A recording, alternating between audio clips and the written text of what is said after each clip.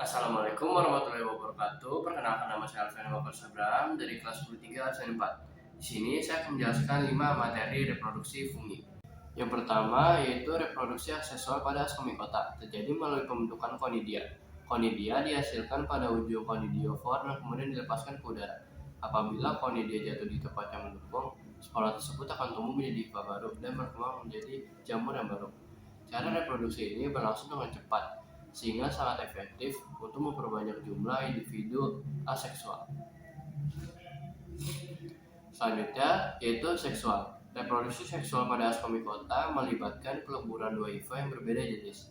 Setelah terjadi peleburan inti sel, jamur akan membentuk struktur yang disebut ascocarp. Di dalam ascocarp terdapat banyak kantung yang dinamakan ascus. Ascus menghasilkan ascospora melalui proses pembelahan meiosis.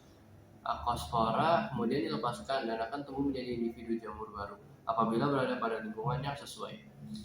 Yang kedua, reproduksi jamur zygomicota pada roti, secara seksual dan aseksual. Jamur zygomicota yang tumbuh pada roti umumnya berkembang baik secara aseksual dengan membentuk spongorium. Selanjutnya, reproduksi jamur zygomicota pada roti, secara seksual dan aseksual. Jamur zygomicota yang tumbuh pada roti umumnya berkembang biak secara aseksual dengan membentuk spongarium. Spongarium terbentuk di ujung spongariospor dan berisi spongariospora dalam jumlah yang banyak. Ketika spongarium matang, dindingnya akan pecah dan spora akan tersebar melalui udara. Spora yang jatuh pada roti atau bahan makanan lain akan berkecambah dan tumbuh menjadi jamur baru. Yang kedua, secara seksual. Seksual reproduksi seksual pada zygomicota terjadi ketika dua hida yang berbeda jenis, yaitu hifa positif dan hifa negatif, saling bertemu dan melebur. Peleburan ini menghasilkan zigospora yang berbanding tebal. Zigospora berfungsi sebagai alat pertahanan saat kondisi lingkungan tidak menguntungkan. Ketika kondisi kembali sesuai, zigospora akan berkecambah dan tumbuh menjadi jamur baru. Lalu, saya akan menjelaskan reproduksi jamur Basidiomycota secara seksual dan aseksual. Saya akan menjelaskan yang aseksual dahulu. Reproduksi aksesual pada Basidiomycota biasanya terjadi melalui fragmentasi hifa, yaitu hifa yang terputus akan tumbuh menjadi jamur baru.